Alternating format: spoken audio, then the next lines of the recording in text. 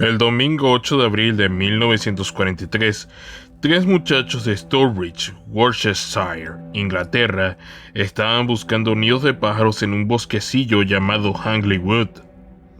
Estaban dentro de una finca perteneciente a Lord Cobham y habían entrado sin permiso. Eran Robert Hart, Thomas Willett, Robert Bob Farmer y Fred Payne. La luz de la tarde se había ido apagando y pronto tendrían que suspender la búsqueda. Pero Farmer decidió explorar un viejo y prometedor olmo. El árbol poseía un grueso tronco cortado en corona del que surgían unas matas de finas ramas. Estaba seguro allí que encontraría un nido. El muchacho se encaramó a unos cuantos pies de altura y descubrió una gran cavidad. Escudriñó en la oscuridad y de pronto apareció ante él un rostro. Cortó una rama para tocar la cara con un palo y con el movimiento se dio cuenta de que era un cráneo humano. Los chicos salieron corriendo, presos del pánico. Sus padres avisaron a la policía. El sargento Sketra fue inmediatamente a comprobar la extraña denuncia. La noche ya había caído. En el árbol, efectivamente, había algo. Un agente se quedó de guardia y al día siguiente, al alba, la investigación comenzó. Los detectives del Departamento de Investigación Criminal de Worcestershire examinaron el hueco del árbol y recuperaron los restos de un cuerpo. Además de la calavera, encontraron la columna vertebral, algunas costillas y un omóplato. De las costillas pendían aún unos cuantos jirones de ropa putrefacta, y en el fondo del agujero había un zapato de suela de crepe. Se fotografió el escenario del crimen, y Sketra midió las proporciones del olmo. El tronco del árbol había sido ajado a 1,5 metros del suelo, y la abertura se encontraba a 1 metro. La parte más ancha del hueco medía 60 centímetros de diámetro. Estaba claro que era un lugar poco práctico y engorroso para esconder un cadáver. Toda la zona fue acordonada y los detectives iniciaron una cuidadosa búsqueda bajo la espesa maleza que cubría la tierra. Y los resultados no se hicieron esperar. Apareció una tibia enredada en las raíces de un olmo joven. Algo más lejos había enterrado los huesos de los dedos de una de las manos. También fueron hallados un montón de trozos de la tela desperdigados. La policía consiguió reunir la mayor parte del esqueleto, y la policía empezó a hablar del valor místico que poseían algunos de los árboles en los códigos de brujería. ¿Era aquel cuerpo mutilado el resultado de un asesinato de ritual? La mano cortada de la víctima era uno de los pocos elementos que parecían avalar la hipótesis de un crimen relacionado con la brujería. Es difícil imaginar el motivo que podía haber tenido el criminal para cometer un acto tan macabro. Sin embargo, existía una clara relación con las ciencias ocultas. Se decía que la mano de un cadáver, preferiblemente la de un hombre ejecutado en la horca, poseía grandes poderes. Se ponía en una salmuera y se dejaba secar, y entonces la llamada mano de la gloria podía emplearse para ver candados y cerraduras, localizar tesoros y paralizar a los enemigos. Aunque según la leyenda, se solía utilizar sobre todo para cometer robos sobrenaturales. Si se sujetaba una vela en la mano o se encendían los extremos de los dedos, la misteriosa luz tenía el poder de sumir a los que se encontrasen cerca en un sueño cataléptico. El nombre procedía del francés Main da Glory y se relacionaba con la mandrágora, que tenía propiedades narcóticas muy parecidas. Al catedrático J.M. Webster, el mismo médico forense que tiempo después se invertiría en el célebre caso Walton, le tocó recomponer el cadáver. Tenía una reputación intachable en su campo. El diario Express and Stars dijo de él: es tan famoso como cualquier otro personaje importante que hayan ayudado a resolver un crimen, excepto, por supuesto, Sherlock Holmes. A pesar de la escasa información disponible, él ofreció a la policía una imagen extraordinariamente detallada de las características físicas de la víctima. Se trataba de una mujer de aproximadamente 35 años de edad, de 1,70 metros de altura, cabello oscuro y con los dientes del maxilar inferior irregulares. Un retrato cobró forma. El forense también fue capaz de reconstruir la vestimenta que llevaba la mujer en el momento del asesinato. Una chaqueta de punto con rayas azules y amarillas, falda de color mostaza con cremallera lateral, cinturón azul, ropa interior de rayón y zapatos negros con suela de crepe. Asimismo, llevaba un anillo barato con la marca Chapao de Oro.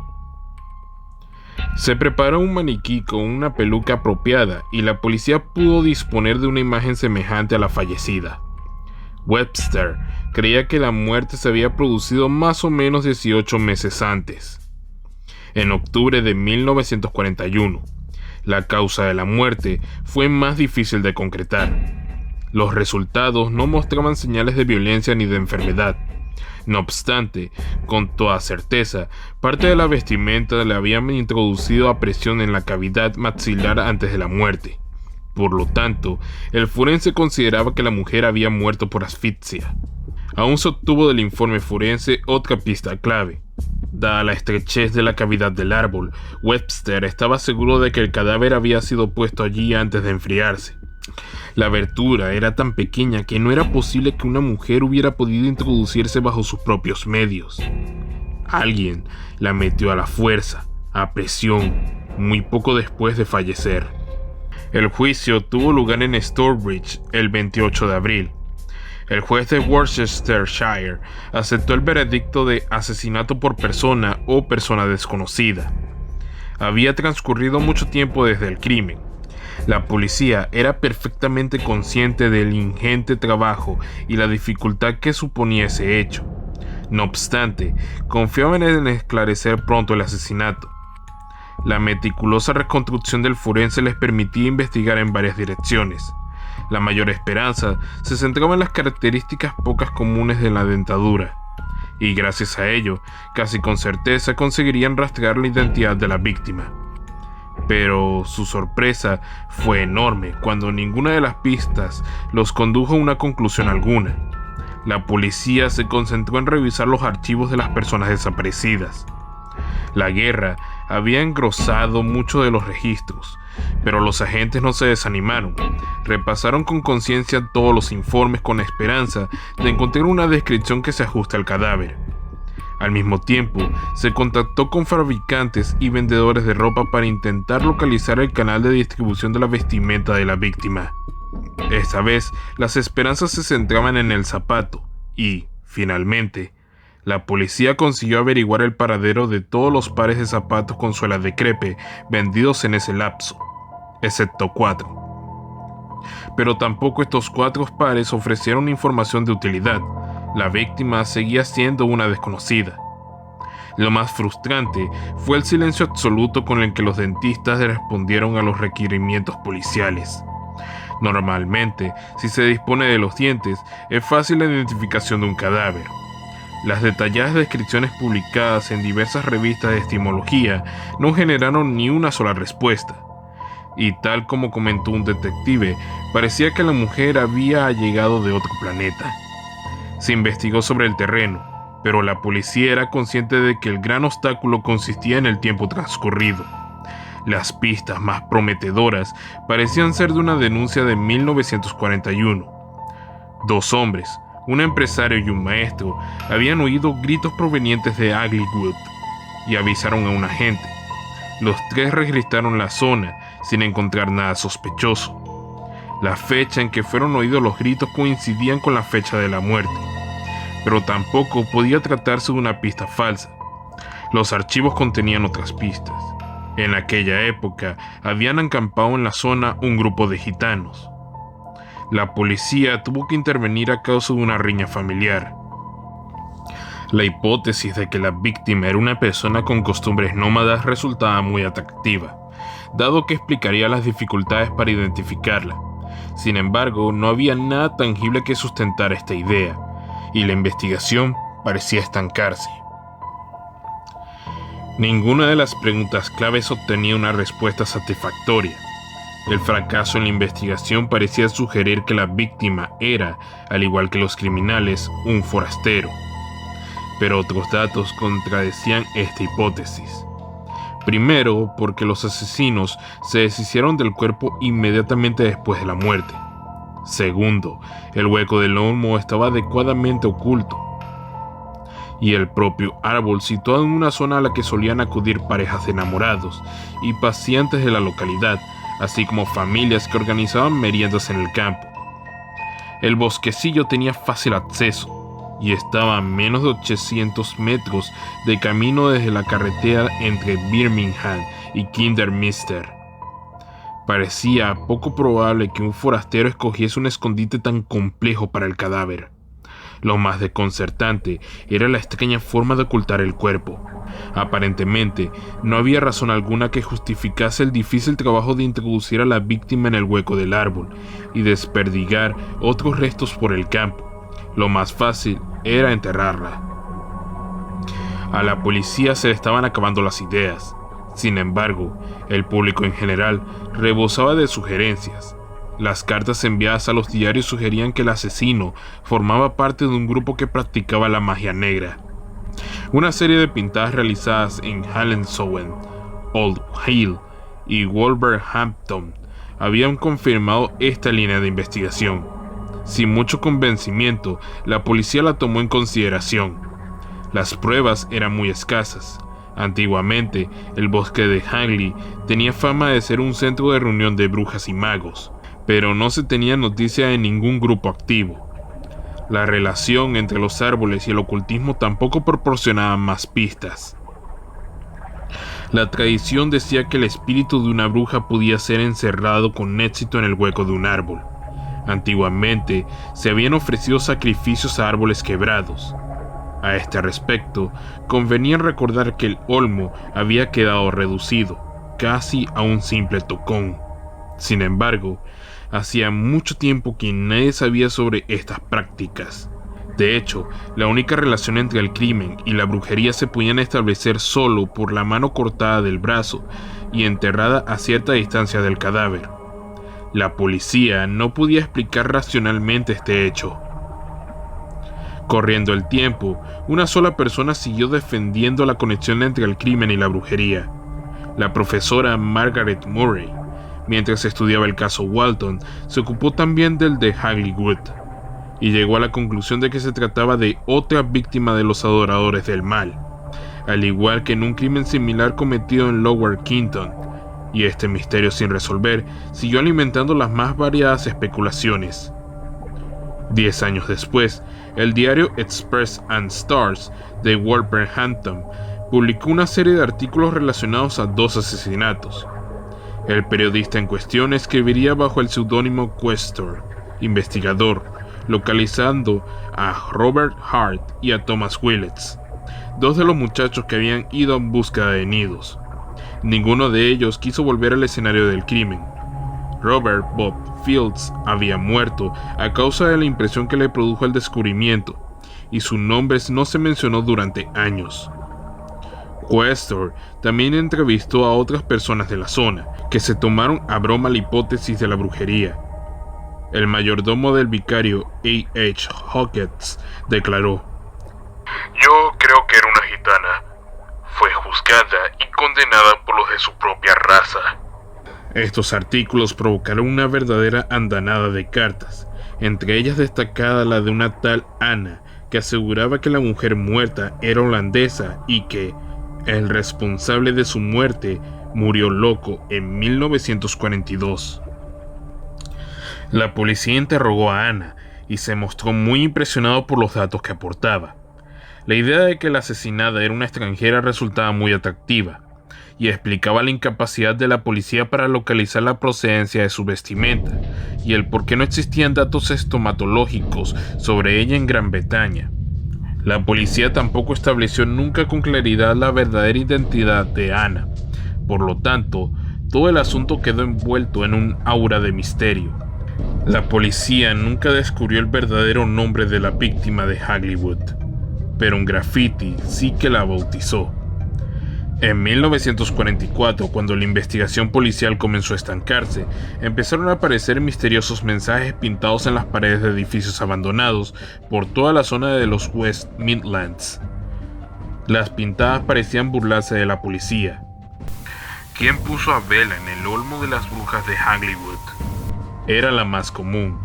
Algunas veces también se empleó el nombre de Luebella. Los detectives estaban impacientes por cazar al autor de estos letreros, esperando que fuera capaz de desvelar el misterio del crimen.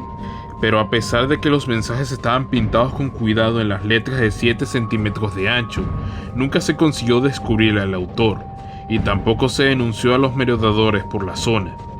Para muchos, estos mensajes no eran nada más que una broma pesada. No obstante, los detectives estaban muy intrigados por la elección de los nombres, Bella y Luebella, ambos diminutivos de Isabella o de Claribella. Asimismo, estos nombres solían relacionarse con la brujería. Estaba sugiriendo el misterioso pintor una pista específica.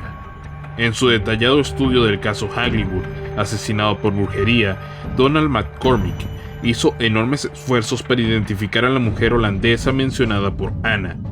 Llegó a la conclusión de que podía haberse tratado de una agente con el nombre clave de Clara, que fue lanzada en paracaídas sobre la zona de Kidderminster en 1941 y después desapareció.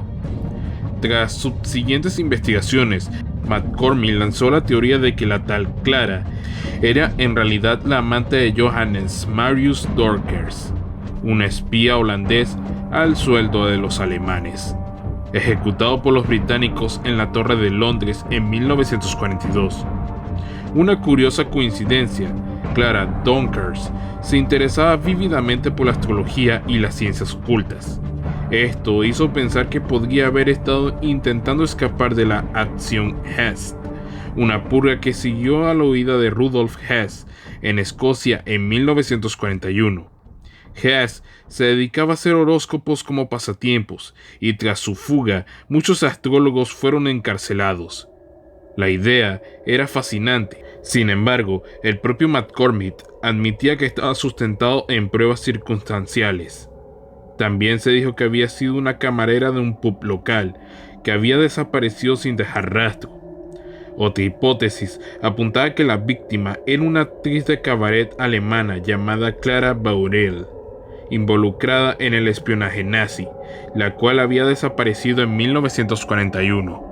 La intervención de los médiums fue muy poco productiva en el caso de Hagleywood. En 1955, George Elwell, un empleado de la compañía de ferrocarriles británico, al que siempre le habían interesado el mundo del crimen, se puso en contacto con la policía e hizo una grabación de un trance autoinducido al lado del olmo. En la cinta supuestamente identificaba a la mujer, Annie Bartley, nacida en Lens. El asesino era un hombre alto, un militar y llevaba bigote. Los agentes de Worcestershire comprobaron sus afirmaciones, pero no fueron capaces de localizar a ninguna Annie Bartley en Lens. Por otra parte, el trance de George Elwell no aportaba ningún dato más que mereciese una mayor atención. Además, emplear a un medium en una investigación policial estaba mal visto mucho por los detectives. En junio de 1964, un empleado forestal descubrió una tumba limpiamente excavada junto al viejo olmo. Se dio la alarma y muchos agentes de la policía fueron enviados a la zona. Sin embargo, se trataba de un error, ya que la tumba contenía los restos de un perro faldero. En 1999 apareció un nuevo graffiti, esta vez en el llamado obelisco de Wychbury, situado a las afueras del pueblo. Decía con letras enormes y blancas: "Who put Bella in the Wych Elm?". Tampoco se averiguó quién lo escribió. El compositor Simon Holt escribió en el 2002 una obra teatral musical titulado Bella, sobre el misterioso crimen. La Stourbridge Theatre Company montó en el 2007 una obra de teatro titulado Vela en el Olmo de las Brujas. El compositor Owen Tromans incluyó una canción llamada de la misma manera en el disco lanzado en el 2013.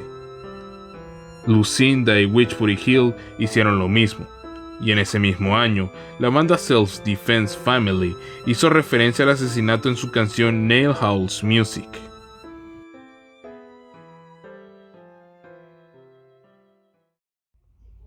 Y eso ha sido todo por esta ocasión. Manténganse en sintonía para más videos como estos.